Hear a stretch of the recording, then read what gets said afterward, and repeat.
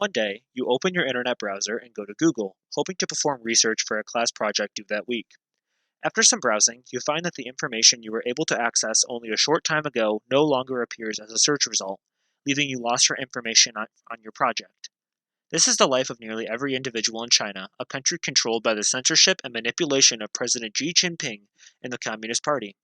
By censoring their media, China not only violates the rights of their citizens, but endangers the rest of the world through spreading a filtered and incorrect information to the masses. Therefore, the United States must take immediate and decisive action to end Chinese censorship of free speech, leading an international coalition through the United Nations to pass legislation both domestically and internationally to combat and resolve Chinese censorship throughout the world. Describing the actions the U.S. can take within the UN, we first must examine what the UN is and how it works. The UN is composed of two main governing bodies, the General Assembly and the Security Council. The role of the General Assembly is simply to pass non-binding resolutions, such as approving or disapproving of a country's actions. And the Security Council also passes resolutions, but they have actual meaning and weight behind them. They can perform numerous initiatives such as deploying peacekeepers, running and maintaining elections, and many other things. Now that we know the structure of the UN, the main question arises: how can the US utilize this institution to combat Chinese censorship? Well, in terms of the General Assembly, a resolution condemning censorship of the media and speech internationally will suffice. This will force China into being the one left out in the cold, putting them in an awkward spot on the global scale. Meanwhile, in terms of the Security Council, more serious action needs to be taken, since this is a very powerful committee.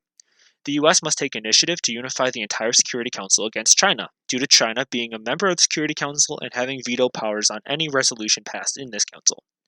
China must feel that if they choose to veto this resolution, they will upset all the world and the most powerful nations in it, something no country wants.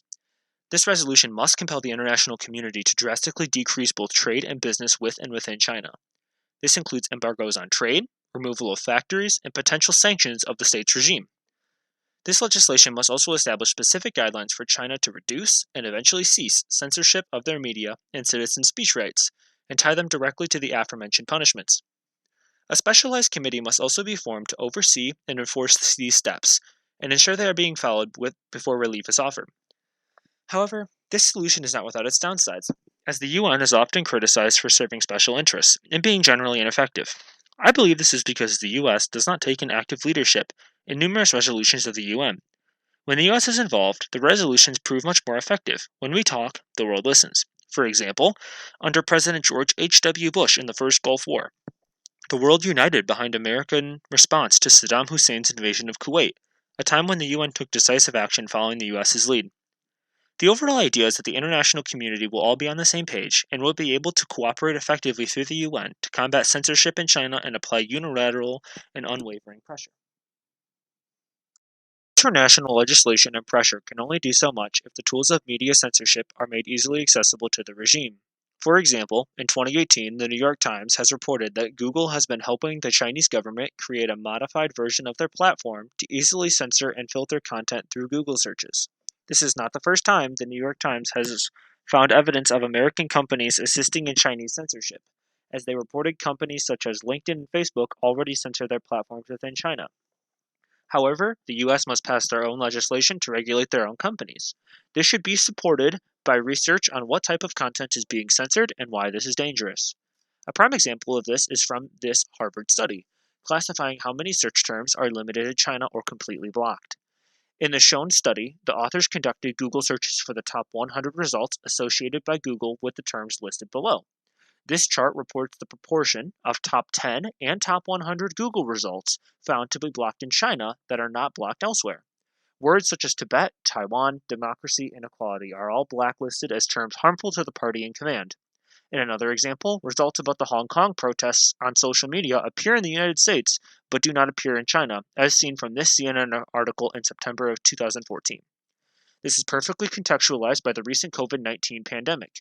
In early March, the New York Times reported Wuhan Dr. Li Yuchen, the man who discovered the coronavirus in its initial stages, was arrested and forced to recant his claims about the coronavirus, as he was accused by the government of spreading false rumors. Later, Dr. Li succumbed to the virus himself, and the very same virus has led to an unprecedented collapse in the world economy and lifestyle. Companies such as Google are directly enabling these dangers due to their cooperation with the Chinese government. This is evidence that must be presented to justify this legislation to prohibit cooperation between Google and China. It shows the moral evil of China. This potential legislation must entail potential fines or government intervention if Google continues to support the Chinese regime. However, this also stems into a common criticism of this idea, which is the worry that this is an overstep of constitutional powers by the government. To which I say, overall, this is a national security threat and a violation of human liberties. Google should not be allowed to play both sides of the game, and since it is an American company, it must be forced to follow American rules. The second concern on this issue arises from Google's perspective, where they claim that they have two options: to assist China in censoring or leave the market altogether, in which they lose all control to mitigate Chinese censorship. All in all, this is not a justification to help China.